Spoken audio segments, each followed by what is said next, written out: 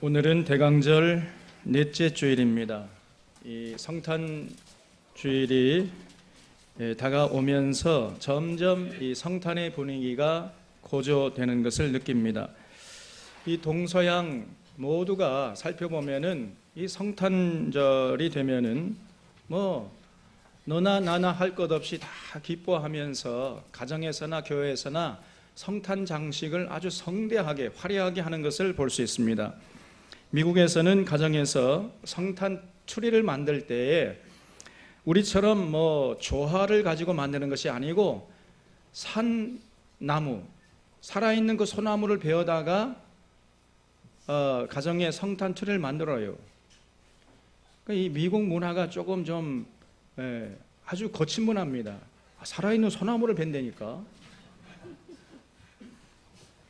그걸 이제 성탄목이라고 하는 거지요. 그래서 저는 걱정이, 그 가정마다, 미국 가정이 얼마나 많습니까? 가정마다 다 소나무를 베어가지고 추리를 만들면 그 소나무가 남아나겠나 저거. 그게 늘 걱정이에요. 그게. 제가 걱정할 게 너무 많아요. 그냥. 어쨌든 이렇게 성탄 추리를 정성껏 만들어가지고 거실에 들어놓고 그 다음에 이제 온 식구가 그 안에 모여가지고 기뻐하고 즐거워하는 것입니다. 그런데 우리나라는 이 성탄절에 특히 들뜨는 곳이 가정이 아니고 교회도 아니고 백화점이나 호텔이나 술집이 그렇게 들떠요. 그냥. 20대, 30대는 자기들끼리 모여가지고 밤새 놉니다. 그리고 백화점이나 호텔 이런 데 아주 그냥 성업 중이에요.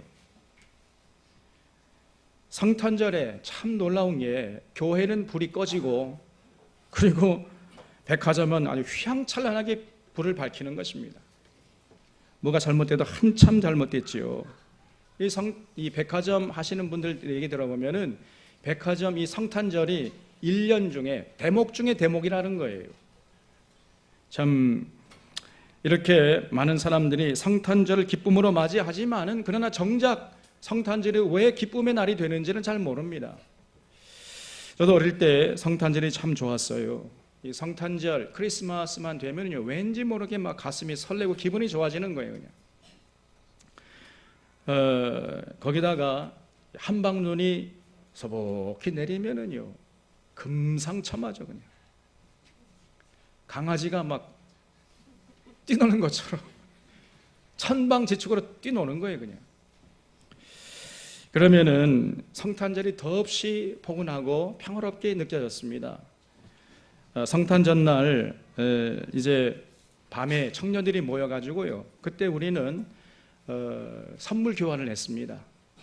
10,000원짜리, 20,000원짜리 이렇게 가지고 성탄 그동안에 이제 암흑의 잠에 딱 마음에 두었다가 이제 선물을 준비해가지고 전해주는 거예요. 성탄은 선물이라고. 얼굴이 빨개지면서 선물 교환을 하는 거예요. 김홍 집사님 웃는 거 보니까 뭔가가 있는 것 같아요. 그리고 나면 이제 자정쯤 되면은 교회에서 제공해주는 떡국을 먹고 이제 그 다음에 청사초롱을 앞세우고 새벽송을 도는 것입니다. 그래서 그 하얗게 쌓인 눈을 밟아가면서 조심조심 아주 조용하게 마치 천사가 그 집을 방문하는 것처럼 다가가가지고요 찬양하는 거예요. 저들밖에 한밤중에 양틈에 자던 목자가 이렇게 조용하게 찬양을 하면은 그 이제 방문하는 집의 주인이 성도죠. 조용히 이렇게 겸손히 문을 조금 이렇게 열고 듣다가 끝나면은 활짝 열고요. 준비한 선물을 건네주는 거예요. 그리고 조금 좀 이제 마음씨 좋은 그 성도님 집에 가면은요, 문을 활짝 열고 어서 와. 집에 들어오게 해가지고 따뜻한 차를 대접하는 겁니다. 맛있는 과자와 함께. 그럼 그걸 얻어먹고 또 선물을 이제 포대자루에 넣어가지고 그걸 이제 집집마다 다니면서 이렇게 하다 보면은요 어느 사이에 그 마대자루가 하나 가득 선물로 차는 거예요. 그걸 안고 이제 낑낑거리면서 교회로 돌아와 가지고 새벽 예배를 드리던 그런 기억이 있어요. 지금은 뭐 아득한 추억이 되었습니다만은, 근데 사실 그때 그렇게 뭐 했습니다만은 성탄절이 왜 기쁜 날이 되는지 잘 몰랐습니다. 그냥 그저 성탄절 분위기에 취했던 것 같아요. 어느 심리학 교수가 학생들에게 크리스마스라는 단어를 들을 때 생각나는 것들을 한번 적어보라고 이렇게 했더니 그 학생들이요, 추리, 선물, 휴가가 생각난대요. 그리고 성탄 캐럴, 그리고 산타크로스 할아버지, 이렇게 그런 것들이 생각난다고 적었다는 거예요. 예수님 옛자도 나오지 않았다는, 한 명도. 아니 크리스마스 하면은 예수님을 생각해야 되는데 아무도 예수님을 생각하지 않은 거예요. 참으로 어처구니가 없는 것입니다. 성탄절은 그 주인공이 예수님 아니에요? 예수님의 탄생을 기뻐하는 날인데 예수님을 아무도 생각하는 사람이 없는 거예요. 참 어처구니 없는 일이 우리 가운데 벌어지는 것입니다. 여러분, 성탄절은 정말 우리 주님의 탄생을 기뻐하면서 즐거워하는 날이 되어야 할 줄로 믿습니다. 아멘. 그러면 왜 우리들이 그 성탄절, 예수님의 탄생을 기뻐하는 것입니까? 예수님께서 탄생하실 때 천사가 외치기를 예수님의 탄생은 온 백성에게 미치는 큰 기쁨의 좋은 소식이라 그랬어요. 예수님의 탄생은 뭐 일부 사람들에게만 기쁜 소식으로 국한되는 것이 아니고 온 세상 모든 사람들에게 미치는 큰 기쁨의 좋은 소식이라는 것입니다. 그죠? 남자나 여자나 배운 사람이나 못 배운 사람이나 가진 자나 없는 자나 종이나 자유자나 그저 동양 사람이나 서양 사람이나 할 것 없이 모든 사람에게 미치는 큰 기쁨의 좋은 소식이라 그랬어요. 도대체 그 이유가 무엇이냐? 그 이유를 오늘 본문 말씀에서 자세하게 전해주고 있는 것입니다. 우리 주님의 탄생이 어째서 온 백성에게 미치는 큰 기쁨의 좋은 소식이 되는지를 오늘 말씀은 잘 분명하게 우리에게 제시해주고 있는 거예요. 16절 말씀을 보겠습니다. 예수께서 그 자라나신 곳에 그 나사렛에 이르사 안식일에는 하시던 대로 회당에 들어가사 성경을 읽으려고 서심해 선지자 이사야의 글을 들이거늘 책을 펴서 이렇게 기록된 데를 찾으시니 그랬어요. 예수님께서 고향 나사렛 회당에 들어가셔가지고 이사야 선지자의 글을 가지고 설교를 하셨다는 거지요. 이제 공생애를 시작하시면서 예수님께서 처음으로 설교하시면서 이 역사의 무대에 등장하신 거예요. 그래서 예수님께서 그 설교를 통해 가지고 예수님께서 무엇 때문에 이 세상에 오셨는지, 예수님께서 오신 그 목적이 무엇인지를 분명히 밝히고 계십니다. 18절을 보겠습니다. 주의 성령이 내게 임하셨으니 이는 가난한 자에게 복음을 전하게 하시려고 내게 기름을 부으시고 나를 보내사 포로된 자에게 자유를, 눈먼 자에게 다시 보게 함을 전파하며 눌린 자를 자유롭게 하고 주의 은혜의 해를 전파하게 하려 하심이라 그랬어요. 이 구절은 이사야서 61장 1절 이하에 나오는 말씀이에요. 예수님께서 그 말씀을 인용하시면서 그렇게 봉독하신 다음에 다시 그 책을 덮어가지고 맡은 자에게 주시면서 이렇게 말씀을 덧붙였어요. 이 글이 오늘 너희 귀에 응하였느니라. 여러분, 이 말씀이 무슨 말씀이죠? 이 이사야의 예언의 말씀을 이루기 위해서 내가 왔다. 예수님께서 그 목적을 위해서 오셨다는 것이에요. 우리는 이 말씀을 통해서 예수님께서 과연 이 땅에 왜 오셨는지, 그 예수님의 탄생이 온 백성에게 미치는 큰 기쁨의 소식이 되는 이유가 과연 무엇인지 그를 알 수 있는 것입니다. 첫째로 예수님의 탄생이 온 백성에게 미치는 큰 기쁨의 좋은 소식이 되는 이유는 예수님께서 가난한 자에게 큰 기쁨이 되는 소식을 안고 탄생하셨기 때문입니다. 여러분, 여기서 이 가난한 자라는 것은요, 단순히 뭐 재정적으로 물질적으로 가난한 자를 말하는 것은 아니에요. 물질적으로 가난하기 때문에 아무도 쳐다보지 않고 찾지 않고 또 아무도 의지할 수 없는 그런 사람을 말하는 것입니다. 그래서 전혀 이웃에게 관심의 대상이 되지 못하고 이웃에게 도움을 받을 수 없는 누구 하나 의지할 곳이 없는 그런 사람을 여기서 가난한 자라고 얘기하는 거예요. 심지어 친척이나 부모님에게서도 의지할 곳을 찾지 못하는 그런 자들이 있잖아요. 그 어디에도 의지할 곳이나 도움을 받을 곳이 없는 사람, 그런 사람을 예수님이 가난한 자들이다 이렇게 말씀하고 있는 것입니다. 그러니까 한마디로 말하면요, 여러분과 저 같은 사람, 서민을 말하는 거예요. 서민. 일반 하층에 있는 서민들, 여기 하층 서민들은 아닌 사람이 있을지 그 사람들은 제외고, 우리 같은 서민들이라고 하는 것이 좋을 것 같아요.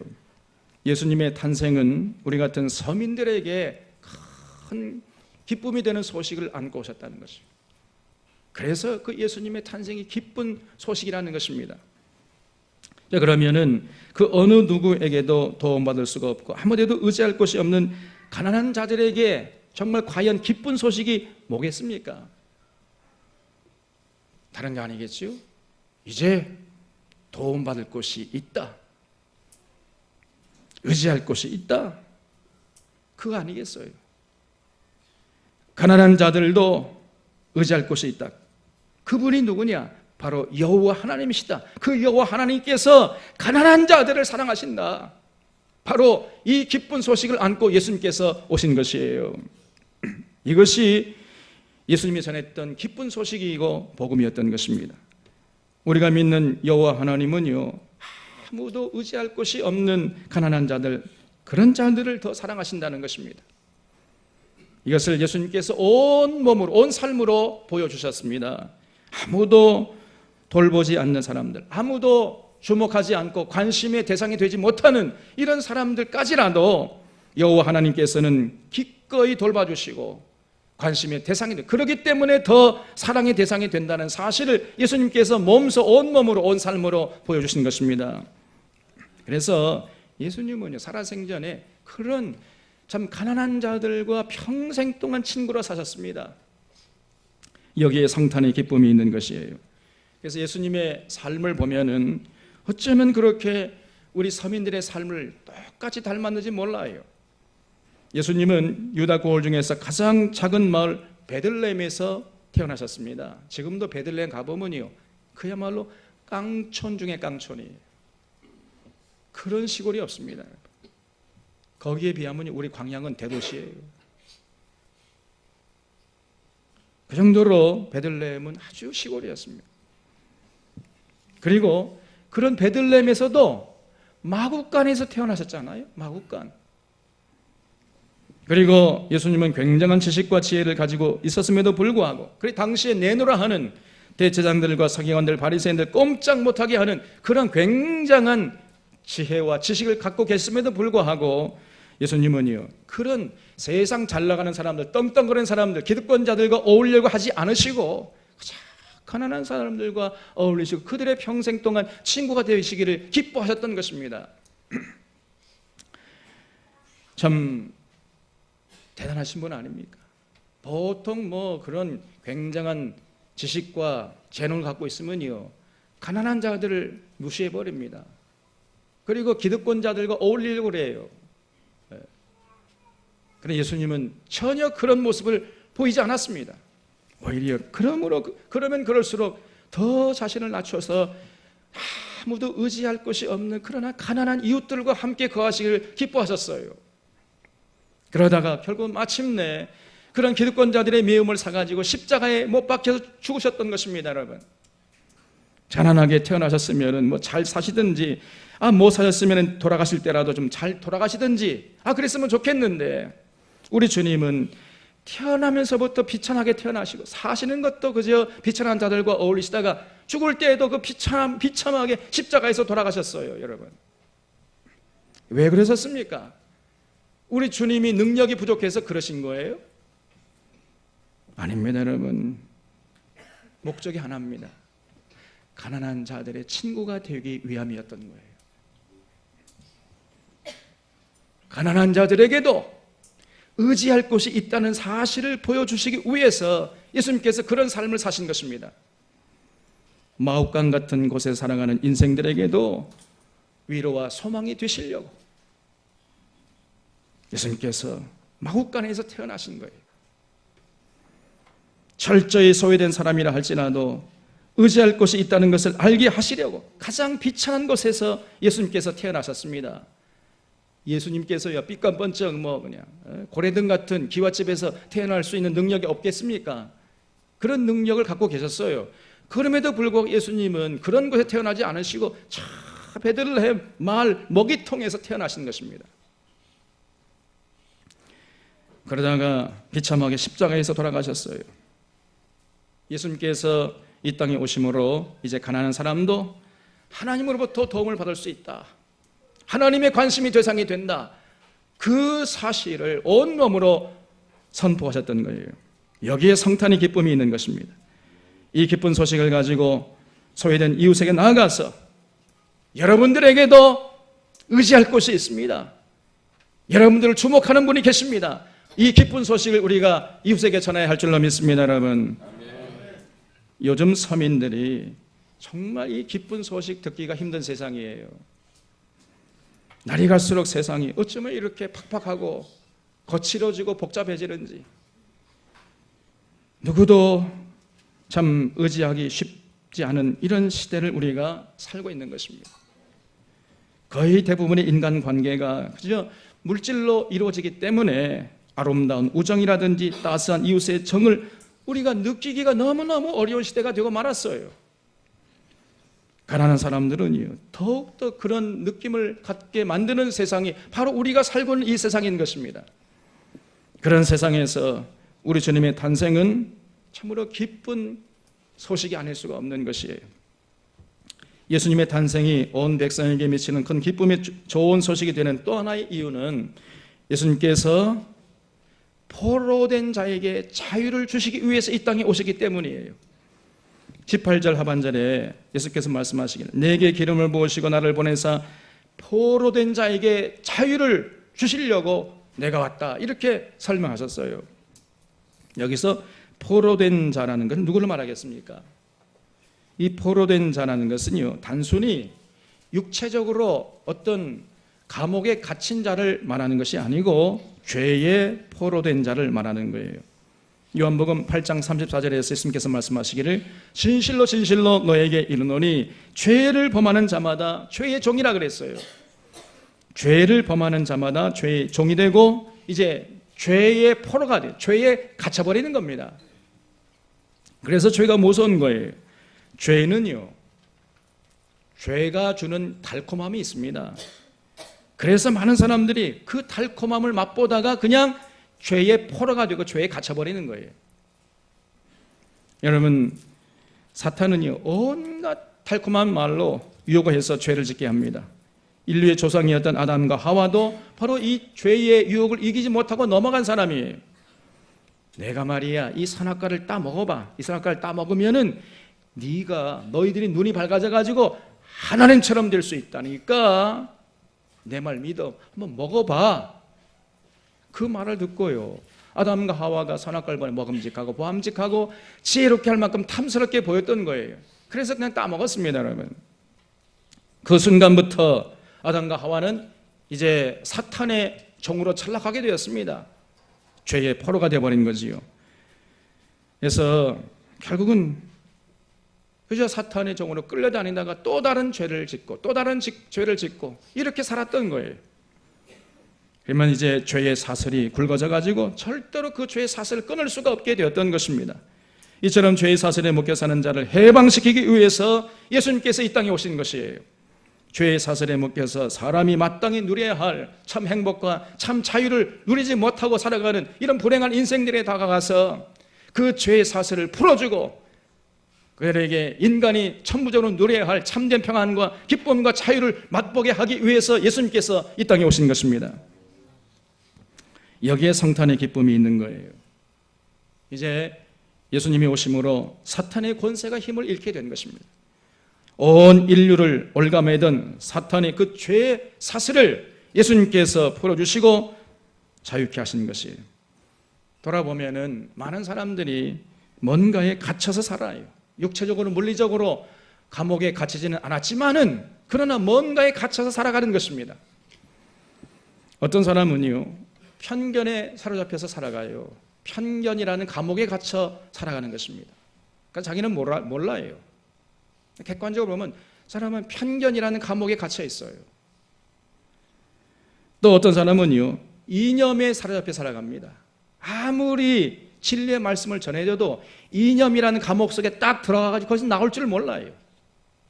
모든 이 세상의 일들을 이제 이념이라는 잣대를 들이대는 거예요. 그래서 이념이라는 감옥 속에서 살아갑니다. 참 불쌍한 사람이에요. 또 어떤 사람은요, 환상에 사로잡혀 삽니다. 또 어떤 사람은 분노에 사로잡혀 살아가요. 분노라는 감옥에 갇혀 살아있는 것입니다. 또 어떤 사람은요, 물질이라는 감옥에 갇혀서 평생 그 물질의 노예로 사는 겁니다. 어떤 사람은 쾌락의 감옥에 갇혀가지고 쾌락의 노예로 살아가요. 어떤 사람은 세상 것에 휘둘려 살아갑니다. 그래서 이런저런 이유로 그저 어떤 감옥에 갇혀서 평생 사탄의 종으로 살아가는 거예요. 그런 사람들을 해방시켜서 참 자유를 누리게 하기 위해서 예수님께서 이 땅에 오셨다는 것이에요. 진실로 누구나 예수님에게 가기만 하면은 그 모든 포로된 것들에서부터 자유롭게 되고 해방을 얻게 되고 참 평안과 기쁨과 자유함을 누리게 되는 것이에요. 그래서 말씀을 통해서 예수님과 인격적으로 만나고 예수님의 가르침을 마음에 새기고 순종하게 되면은 누구나 할 것 없이 자기가 갇혔던 그 감옥에서 풀려날 수 있습니다. 여러분 다 아멘 하시기 바랍니다. 아멘. 다 동의하시기를 바랍니다. 왜냐하면 사실이기 때문에 그래요. 진짜입니다. 누구 한 사람 예수님에 가서 그 자기의 갇힌 감옥에서 풀려나지 않은 사람이 없다니까요. 이것이 기독교 2000년 역사가 우리에게 증언해 주는 역사적인 사실인 것입니다. 그래서 누구나 그 예수님께 가기만 하면은 자기가 갇혀 있는 그 감옥에서 풀려날 수 있습니다. 예수님의 은혜와 진리로 우리가 그 갇혀 있던 감옥에서 해방되어서 참 자유를 만끽하면서 참 평안하게 정말 사람이 사람답게 살아가는 이런 복을 누리게 되는 거예요. 셋째로 예수님의 탄생이 온 백성에게 미치는 큰 기쁨의 좋은 소식이 되는 이유는 예수님께서 눈먼 자들의 눈을 뜨게 해 주시기 위해서 이 땅에 오셨기 때문이에요. 예수님께서 18절에서 내가 이 땅에 온 것은 눈먼 자를 다시 보게 하기 위함이라 이렇게 분명하게 밝히셨습니다. 여기서 말하는 눈먼 자라는 것은 육신의 눈이 먼 장님을 말하는 게 아니에요. 이것은 영의 눈이 먼 자를 말하는 것입니다. 인간은 원래 하나님의 형상으로 지음을 받았기 때문에 두 개의 눈을 갖고 있었습니다. 이 물질의 세계를 볼 수 있는 육신의 눈과 영의 세계를 볼 수 있는 영의 눈, 이 두 개의 눈이 있었어요. 그래서 육신의 눈으로는 하나님이 창조하신 이 자연 만물 삼라만상의 아름다움을 볼 수가 있었고, 영의 눈으로는 하나님이 다스리시는 그 영의 세계, 이 천국의 아름다움을 볼 수 있었던 것입니다. 그러나 아담과 하와 이래로 인간은 죄를 짓게 되었고, 그래서 결국은 그 죄의 삭스로 영의 눈을 상실하게 되어버린 거예요. 영안이 어둡게 되었고 영의 세계를 보지 못하게 된 것입니다. 이 영안을 상실한 인간들은 그 육적인 육체의 눈을 통해서 물질 세계만을 볼 수 있는 존재로 변질되고 말았어요. 그러나 정말 정작 중요한 세계는 영적인 세계거든요. 이 영적인 세계를 그만 볼 수 없게 된 것입니다. 그래서 천국의 아름다운 세계를 바라볼 수 없게 되었고 진정한 아름다움과 진리의 세계를 보지 못하게 된 것이에요. 그 유명한 소설이 있어요. 프랑스의 작가 생떼쥐베리가 쓴 어린 왕자라는 소설이 있습니다. 그 소설은 그 나치 독일의 점령하에서 꿈과 희망을 상실한 프랑스인들을 위해서 쓴 작품이에요. 근데 그 소설을 읽어보면은 그 소설 중에 이런 유명한 말이 나와요. 그 어린 왕자가 이런 말을 합니다. 내 비밀은 이런 거야. 아주 간단한 거지. 마음의 눈으로 보는 거야. 마음으로 봐야 잘 보이고 본질적인 것은 눈에 안 보이는 법이거든. 이런 말 혼잣말로 되는 그런 장면이 나와요. 참 놀라운 진리를 이 작가가 깨달은 것입니다. 여러분, 정작 중요한 것, 가치 있는 것, 진정한 아름다운 것, 진정한 영원한 것, 이런 것들은요, 육신의 눈으로는 안 보이는 거예요. 아무리 보려고 해도 안 보입니다. 그런 정말로 중요하고 가치 있고, 그러므로 정말 참된 아름다운 세계, 그 세계는요, 영적인 눈으로만 볼 수 있는 것이에요. 마음의 눈으로만 볼 수 있는 것입니다. 오늘날 인간의 불행이 바로 여기에 있는 것이에요. 영혼이 어두워져 가지고 본질을 보지 못하고 그저 육신의 눈에 보이는 그 물질적인 세계에 휘둘리는 것이에요. 썩어질 것에 가치를 부여하고 그것을 얻기 위해서 그 귀한 인생을 허비하는 그런 사람들이, 그런 속물 인간들이 이 세상에 너무나 많은 이유가 바로 여기에 있는 것입니다. 잠시 잠깐이면 사라져버릴 것들에 그토록 얽매이는 이유가 바로 여기에 있는 것이에요. 영원한 것을 보지 못하고 그 찰나적이고 순간적인 그 물질에 얽매여가지고 신기루 같은 그 세상에 그저 갇혀가지고 살아가는 것이에요. 영적인 눈에 감겨있기 때문에 전혀 그런 세계를 보지 못하고, 그러면서도 자기가 불행하게 사는 것조차 깨닫지 못하고 있는 것입니다. 그래가지고 그저 사막의 신굴에 불과한 세상 부귀 영화와 명예와 물질에 올인하는 그런 인생을 살아가는 것이에요. 육신의 눈만을 가지고 있는 사람은요, 절대로 참 아름다운 것을 보지 못하고 썩어질 것들에 최고의 가치를 부여하면서 살아가게 되는 것입니다. 그럴 수밖에 없는 거예요. 그러므로 그 인생이 행복하지 못하고 절대로 건강해질 수가 없고 아름답게 살아갈 수가 없는 것입니다. 예수님께서 이 땅에 오신 목적은 이런 영적인 소경들을 고쳐주시기 위함인 것입니다. 그들의 영의 눈을 열어서 잃어버린 아름다운 세계를 볼 수 있도록 만들어주기 위해서 예수님께서 그 높고 높은 별을 넘어서 낮고 천한 이 땅에 오신 것이에요. 눈먼 자들의 눈을 열어서 이 세상은, 이 세계가 육의 세계만 있는 것이 아니라 영의 세계가 있다는 사실을 알려주시기 위해서, 그 세계를 보여주시기 위해서 오신 것입니다. 여러분, 예수님께서 요한복음 9장 39절에서 이렇게 말씀했습니다. 내가 심판하러 이 세상에 왔으니 보지 못하는 자들을 보게 하고 보는 자들은 맹인이 되게 하기 위해서 왔다, 이렇게 밝히셨습니다. 무슨 말이에요? 지금 예수님께서 보지 못하는 자들을 보게 하겠다, 육신의 눈먼 자를 말하는 게 아니에요. 영의 눈이 어두워가지고 마땅히 보고 누려야 할 그 영적인 세계의 아름다움을 누리지 못하는 그런 자들의 눈을 뜨게 해주기 위해서 내가 이 땅에 왔다는 것입니다. 그래서 누구든지 예수님에게 가기만 하면은 예수님께서 영안을 열어주세요. 그 영안이 열리면 이 세상도 천국으로 변하는 것입니다. 그래서 찬송가 중에 그런 찬송이 있잖아요. 내 영혼이 은총 입어 중한 죄짐 벗고 보니 슬픈 많은 이 세상도, 그다음 뭐죠? 천국으로 하도다. 슬픔 많은 이 세상이 천국으로 해지는 거예요. 여러분, 영안이 열리면요, 그런 복을 누리게 되는 것입니다.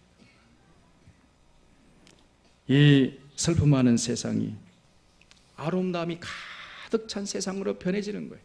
그런 세계가 보이는 것입니다. 하나님이 창조하신 그 자연 만물이 얼마나 아름다운지 전에는 전혀 보지 못하고 느끼지 못했는데 그런 자연의 아름다운 세계가 보이기 시작하는 거예요. 또 전에 전혀 보지 못하고 생각지도 못하고 느끼지 못했던 그 천국의 그 영적인 세계의 아름다움을 보게 되는 것입니다. 그렇기 때문에 마땅히 누려야 할 행복을 맛보게 되고 신령한 기쁨을 누리면서 참 아름답게 살아가게 되는 것이에요. 우리들이 이 땅에 살면서 참으로 추구해야 할 것들이 무엇인가를 보게 되고 그 귀한 것들, 그 영원한 것들에 자신의 인생을 투자하면서 살게 되는 그런 아름다운 인생이 되는 것입니다, 여러분. 그러므로 우리가 주님의 탄생을 기뻐하는 것이에요.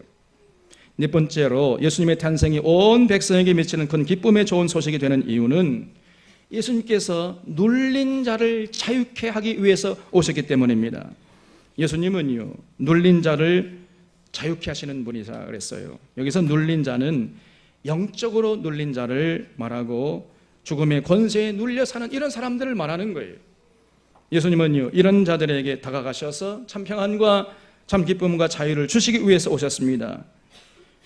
일단 죄의 포로가 되면요, 사람들은 뭔가에 눌려 살아요.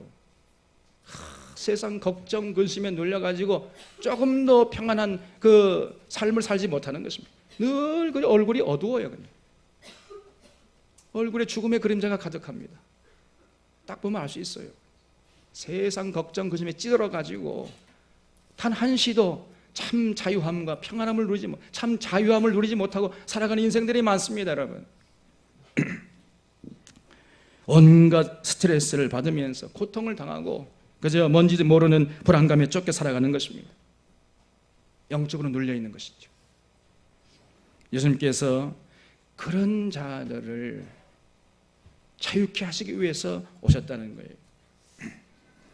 마태복음 11장 28절에 예수님께서 말씀하시기를 수고하고 무거운 짐진 자들아 다 내게로 오라 내가 너희를 쉬게 하리라 그랬습니다.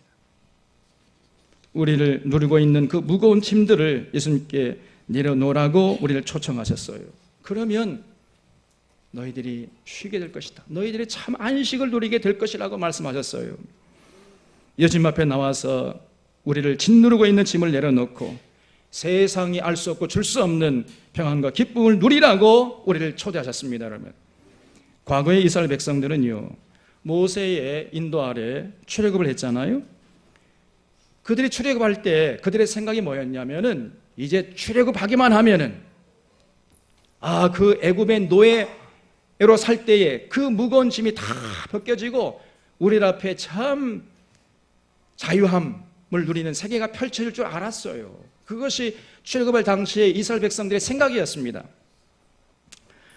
곧바로 그저 가나안 땅에 들어가서 안식을 누릴 줄 알았던 거예요. 그러나 그들 앞에 기다리고 있는 것은 그 가나안 땅에 젖걱거리는 가나안 땅이 아니고 미디안 광야였습니다. 그 40년 동안 그들은 안식을 누리지 못하고 그 척박한 광야에서 헤매다가 죽고 말았어요. 그러다가 간신히 여호수아의 인도하에 가나안 땅으로 들어가서 이제 그때 비로소 안식을 누릴 수 있게 되었던 것입니다. 그러나 여호수아가 이스라엘 백성들의 그토록 염원하던 안식을 누리기는 했지만은 그 여호수아가 누리게 했던 그 안식은 참된 안식이 아니라는 거예요. 그래서 히브리서 4장 8절에서 말씀하기를 만일 여호수아가 그들에게 안식을 주었더라면 그 후에 다른 날을 말씀하지 아니하셨으리라. 그런즉 안식할 때가 하나님의 백성에게 남아 있도다 그랬습니다. 여호수아가 이스라엘 백성들에게 준 안식은 그건 진짜 안식이 아니라는 거예요. 짝퉁 안식이라는 것입니다. 참 안식의 그림자에 불과하다 이렇게 성경을 말씀하고 있어요. 자, 그러면 참 안식은 누가 주는 거예요? 누가 주겠습니까, 여러분? 예수 그리스도께서. 예수 그리스도께 주시는 안식이 진짜 안식이라는 거예요. 그 예수 그리스도께 주시는 그 안식이 진짜 안식이었고 여호수아가 이스라엘 백성들에게 맛보게 했던 안식은 참 안식, 예수님이 주시는 안식의 짝퉁이요 그림자에 불과한 것이다. 성경이 이렇게 말씀하고 있는 것입니다. 그래서 정말 예수님이 주시는 안식을 누려야 우리가 모든 눌린 것에부터 자유함을 얻게 되고 참 안식을 할 수 있게 되는 것이에요. 그렇기 때문에 예수님의 탄생이 온 백성에게 미치는 큰 기쁨의 좋은 소식이 되는 것입니다. 또 오늘 본 말씀 19절을 보면은 주의 은혜의 해를 전파하게 하려 하심이라 그랬어요. 여기서 이 주의 은혜의 해라는 것은요, 레위기 25장에 기록된 희년을 말하는 거예요. 희년이 주의 은혜의 해다 이렇게 표현하고 있습니다. 따라서 예수님께서 이 땅에 오신 이유는 희년을 선포하기 위함이라는 것입니다. 그 희년에 대해서 레위기 25장에 자세히 기록하고 있는데 그 레위기 25장을 보면은요, 희년을 쉽게 정의하자면은 모든 것을 원래의 상태로 회복시키는 것, 이것이 희년의 정신이에요. 이스라엘 백성들은요, 희년이 되면은 4가지를 해야 했습니다. 첫 번째는 빚진 자들의 빚을 탕감해 줘야 했어요. 아무리 빚을 많이 져도 희년이 되면은 모든 빚을 탕감해 줘야 됐습니다. 그러니까 가난한 자들은요, 희년만 되기를 손꼽아 기다리는 거예요. 희년이 되면은 모든 빚을 탕감받을 수 있기 때문에, 그래서 다시 한번 이제 재기할 수 있는 기회를 찾게 되는 것입니다. 그리고 두 번째로 노예들은요, 고통스러운 그 노예 생활에서 해방되어서 가족들 품으로 돌아갈 수 있게 되었던 거예요. 그게 희년이에요. 또 잃어버렸던 땅도 원래 주인에게 돌려주라 그랬습니다. 그러니까 사업하다가 망해가지고 할 수 없이 참 금이야 오기야 그렇게 아끼던 땅을 판 그 주인, 이제 희년이 되면 돌려받을 수가 있었던 것입니다. 그게 희년이에요. 뿐만 아니라 희년에는 경작도 하지 말라 그랬어요. 그래서 가축도 좀 쉬게 하고 땅까지도 좀 쉬게 해라, 그렇게 말씀하셨습니다. 여러분, 오늘 예수님께서는 이 땅에 오신 목적이 바로 이 희년의 선포라고 말씀하신 거예요. 여러분, 이 무슨 뜻이겠어요? 원래 하나님의 자녀였는데 죄를 짓는 바람에 죄의 노예로 살던 인류를 다시 하나님의 자녀로 회복시키기 위해서 예수님께서 이 땅에 오셨다는 것입니다. 우리를 창조할 때의 그 아담과 하와, 그 죄짓기 전에 그 아담과 하와의 그 자리로 우리를 다시 되돌리기 위해서, 그 자리를 회복시켜주기 위해서 예수님께서 이 땅에 오셨다는 거예요. 로마서 5장 17절 말씀에 보면은요, 바울이 놀라운 말씀을 선포하고 있습니다. 한 사람의 범죄로 말미암아 사망이 그 한 사람을 통하여 왕노릇하였은즉 더욱 은혜와 의의 선물을 넘치게 받는 자들은 한 분 예수 그리스도를 통하여 생명 안에서 왕노릇하리로다. 그런즉 한 범죄로 많은 사람이 정죄에 이른 것 같이 한 의로운 행위로 말미암아 많은 사람이 의롭다 하심을 받아 생명에 이르렀느니라 그랬어요. 여러분, 이 한 문장 안에 인류 역사가 다 농축되어 있는 것입니다. 야, 이 바울의 필력이 정말 대단해요. 여러분, 글도요, 다 같은 글이 아닙니다. 글도 그 글의 깊이가 있어요. 어떤 사람은 아주 장황하게 글을 많이 길게 씁니다만은 내용은 아무것도 없어요. 근데 어떤 사람은 짧게 그저 한마디 딱 쓰지만은 그 한마디 안에 온 세상의 모든 내용들이 다 들어있습니다. 그걸 필력이라고 그래요. 필력. 이 사도 바울의 필력은 정말 대단했습니다. 바울이 지금 로마서 5장 17절에서 말씀하는 그 문장 안에 인류의 모든 역사가 다 들어있는 것이에요. 그동안 인류는 아담과 하와 이래로 하나님과의 관계가 깨져가지고 죄사슬에 묶여서 사망 아래에서 신음을 해왔어요. 이것이 인류 역사입니다. 그러다가 예수 그리스도를 통해서 그의 죄사슬이 끊어지게 되었고 하나님과의 관계가 회복되어서 다시금 에덴 동산에 아담과 하와 자리로 회복되었다는 거예요. 참으로 놀라운 진리를 이 짧은 문장 안에 다 담고 있는 것입니다. 우리가 예수 그리스도를 영접하면은 하나님과의 관계가 이제 아담과 하와가 선악과를 따 먹기 전에 그 관계로 회복된다는 거예요. 그때 아담과 하와는요, 하나님과의 만남이 너무너무나 기쁘고 즐거웠습니다. 행복했어요. 그래서 하나님의 만남을 손꼽아 기다렸습니다. 쉽게 말하면 여러분이 주일날 교회에 오기를 손꼽아 기다리는 것처럼. 아멘이 하나도 없잖아. 주일날 교회 오기를 손꼽아 기다립니까?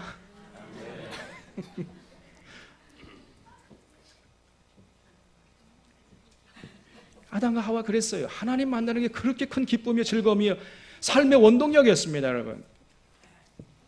그러다가 선악과를 딱 먹자마자 하나님 만나는 것이 두려워진 거예요. 하나님 만나고 싶지 않았어요. 그래서 하나님께서 자기를 향해서 찾아오는 그 발걸음 소리를 듣고 너무 무섭고 두려워해가지고 동산 중앙에 있는 나무 뒤로 가서 숨어버렸습니다. 무슨 말이에요? 그 죄를 범한 후에 아담과 하와와 하나님과의 관계가 완전히 깨져버린 거예요. 그래서 이런 하나님과의 관계를 원래 상태로 회복시키기 위해서 예수님께서 이 땅에 오셨다는 거예요. 상탄은 이 땅에 희년을 선포하러 오신 예수님을 기억하고 기념하기 때문에 기쁜 날인 것입니다. 하나님의 백성이었다가 죄의 노예로 전락한 우리들을 다시금 하나님의 백성의 자리로, 하나님의 자녀의 자리로 회복시키려고 예수님께서 이 땅에 오셨다는 거예요. 이 시간 저와 여러분들이 이 사실을 기억하시기를 바랍니다. 성탄절은요, 단순히 그저 먹고 마시고 기쁘고 즐거워 흥청거리는 날이 아니에요. 예수님이 온 백성에게 미치는 큰 기쁨의 좋은 소식을 가지고 이 땅에 오신 날이기 때문에 이 성탄절이 기쁜 날인 것입니다. 그래서 지금 2000년 전에 예수님이 탄생하신 날에 천사가 온 백성에게 미칠 큰 기쁨의 좋은 소식을 너에게 전하노라 이렇게 말했던 거예요.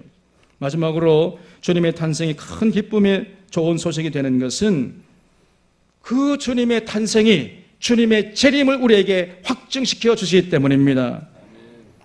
주님의 탄생이 큰 기쁨의 좋은 소식이 되는 이유는 주님께서 이 땅에 참 메시아로 오셨기 때문이지만 더 중요한 이유는 그 주님께서 다시 오실 것을 우리로 하여금 확증해 주기 때문에 그 주님의 탄생이 그렇게 기쁜 날이 되는 것이에요.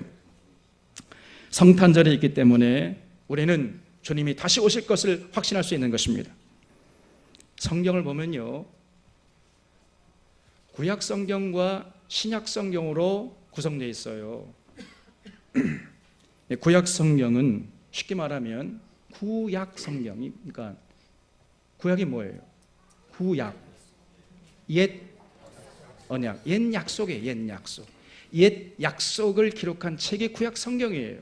그러면 그 옛 약속의 가장 중요한 약속이 뭡니까? 하나님께서 언젠가 때가 되면 메시아를 보내주겠다는 그 약속을 구약성에서 하셨거든요. 그 약속이 예수님께서 이 땅에 2000년 전에 오심으로 이루어졌잖아요. 그러므로 그 연장선상에서 신약 성경의 약속도 반드시 이루어진다는 것을 우리가 확신할 수 있는 것입니다. 자, 그러면 그 신약 성경, 신약이니까 새 약속이죠. 그 새 약속의 가장 중요한 약속이 뭐겠습니까? 그 메시아로 오신 예수님께서 언젠가 다시 오신다. 그 약속을 기록한 책이 신약 성경이에요. 구약 성경이 1.1획도 틀림없이 이루어졌기 때문에 그 연장선상에서 신약 성경의 약속도 1.1획도 틀림없이 이루어질 줄로 우리가 믿을 수 있게 되는 것입니다, 여러분. 여기에 성탄의 기쁨이 있는 것이에요. 그래서 우리는 성탄절을 맞이할 때마다 주님의 탄생을 기뻐할 뿐 아니라 다시 오실 주님을 생각하면서 기뻐해야 하는 것입니다. 우리에게 주님이 다시 오신다는 이 재림신앙이 중요한 것이에요.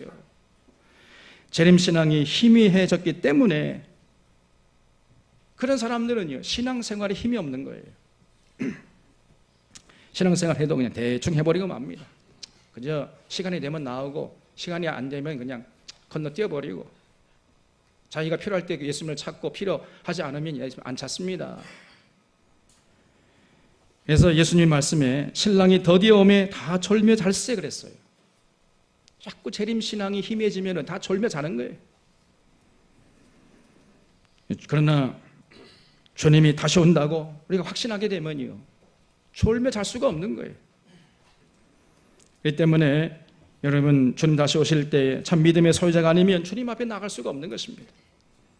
그렇기 때문에 우리의 믿음이 알곡인지 아니면 죽정인지 정말 이것을 우리가 잘 정말 이게 중요한 거예요.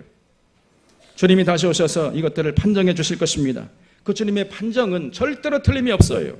요한계시록 19장에 보면은 우리 주님이 강림하셔서 제일 먼저 하실 일이 뭐냐를 기록하고 있는데, 제일 먼저 놀랍게도요, 짐승과 음녀를 잡아서 타는 유황불에 던져 넣을 것이라 그랬어요. 여기서 말하는 짐승이라는 것은 그저 국민 위에 군림하면서 국민이 준 그 권력을 남용해가지고 국민의 고열을 빠는 이 타락한 정치 권력을 말하는 거예요. 그게 짐승이에요. 그리고 음녀는 누굽니까? 거짓말로 수많은 성도들을 타락시키고 변질시켜서 우리 주님을 배반케 하고 우상 숭배케 하고 바알과 만몬에게 무릎 꿇게 해서 결국 죽음의 늪으로 끌고 가는 이 거짓 선지자들을 말하는 것입니다. 그 거짓 선지자들, 쉽게 말하면 타락한 목회자들, 그리고 이단의 괴수들을 말하는 거예요. 이런 거짓 선지자들을 공통적으로 보이는 게 있습니다. 이 사람들은요, 타락한 권력자들, 커넥션을 이루는 거예요.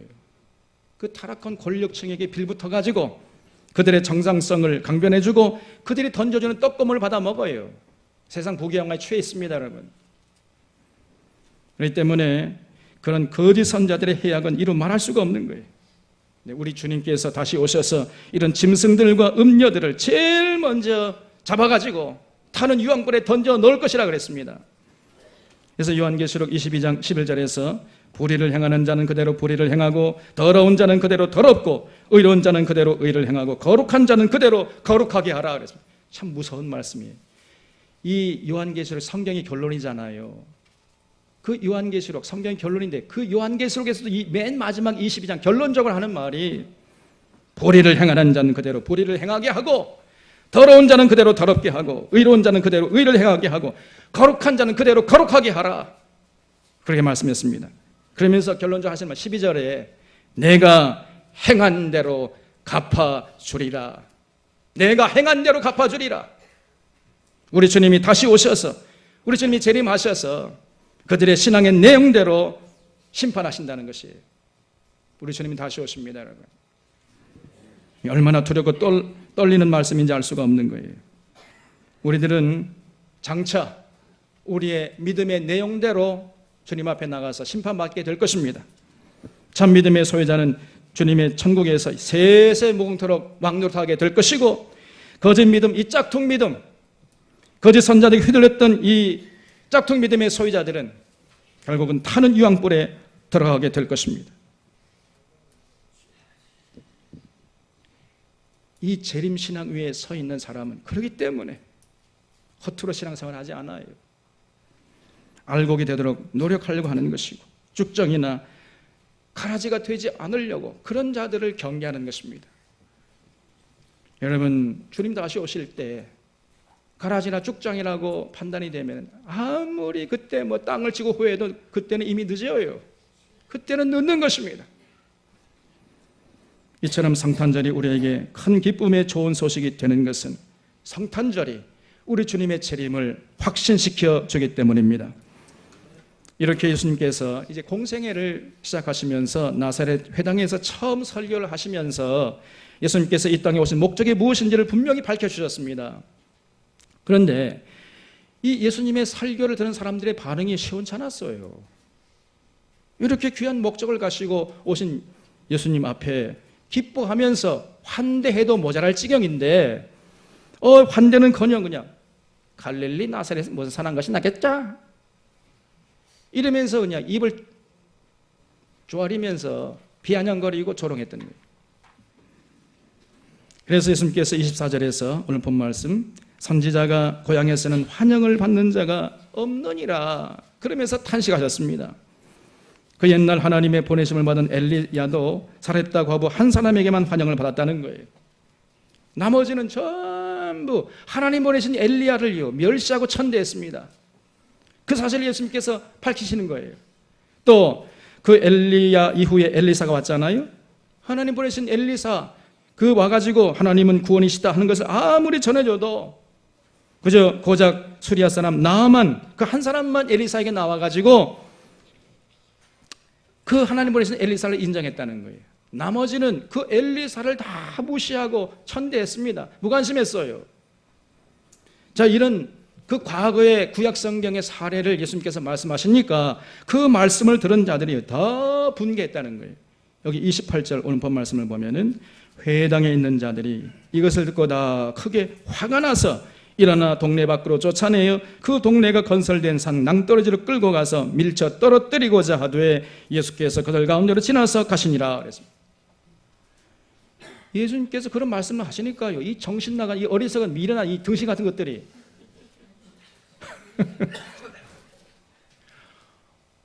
그냥 화를 내면서 이해가 안 되면 가만히 앉아 있기는 하지. 예수님을 잡아가지고요 산 낭떠러지 끝에 끌고 가가지고 떨어뜨려가 예수님을 죽이려고 했다니까. 이것들이 잘못하면요 예수님이 공생에 시작하자마자 딱 설교 한 번 하고 돌아가실 뻔했어요. 이 등신 같은 것 때문에 참으로 어처구니 없는 짓을 했던 것입니다, 여러분. 돌아보면요, 오늘날 여전히 이런 역사는 반복되고 있습니다. 여전히 예수님을 거부하고 초롱하는 세상이에요. 이렇게 귀한 예수님이 오셨음에도 불구하고 여전히 세상은 예수님을 조롱하고 무시하고 찬대합니다. 심지어는요, 교회 안에 있는 성도들조차도 별반 다를 바가 없어요. 예수님께서 도대체 이 땅에 왜 오셨는지, 예수님께서 오심의 목적이 무엇인지 알지 못합니다. 그저 잘 된다, 복 준다, 그런 얘기만 듣고 싶어 하는 거예요. 참으로 통탄스러울 노릇이 아닐 수가 없는 것입니다. 오늘 우리 자론의 성도님들은 예수님께서 이 땅에 오신 목적이 무엇인지 마음에 깊이 새기고 진실로 기뻐하는 자들이 될 수 있기를 바랍니다. 베들레헴 마국간의 구유에 놓인 아기 예수를 통해서 하나님은 가난한 자도 사랑하신다는 그 사실을 마음에 새길 수 있기를 바랍니다. 죄에 갇힌 사람들을 풀어주시기 위해서 예수님께서 이 땅에 오셨음을 기억하시기를 바랍니다. 이제 더 이상 사탄의 권세가 힘을 발휘하지 못하게 되었음을 기억하시기 바랍니다.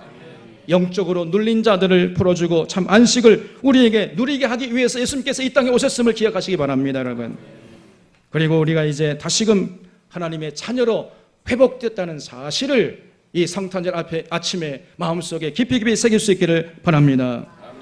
그리고 신실하게 주님을 믿고 따르는 참 신앙의 성도들과 그저 대충 거짓 신앙으로 살면서 짝퉁 신앙, 가라지 신앙으로 사는 그런 자들 가려가지고 알곡은 천국으로 가라지와 쭉정이는 지옥불에 던져넣기 위해서 예수님께서 그 행한 대로 갚아주시기 위해서 예수님께서 이 땅에 다시 오신다는 사실을 기억할 수 있기를 바랍니다, 여러분. 그때에 이 성탄의 기쁨이 우리 안에 가득가득 차고 넘치게 될 것입니다. 이 대강절을 지나면서 성탄의 기쁨을 만끽하고 이 기쁨의 좋은 소식을 이웃에게 전하는 여러분과 제가 될 수 있기를 주님의 이름으로 축원합니다. 기도하겠습니다. 전고마우신 하나님 아버지, 오늘 예수님의 탄생을 다시 한번 맞이하며 기다리며 준비하는 저희들에게 도대체 예수님께서 이 땅에 오신 목적이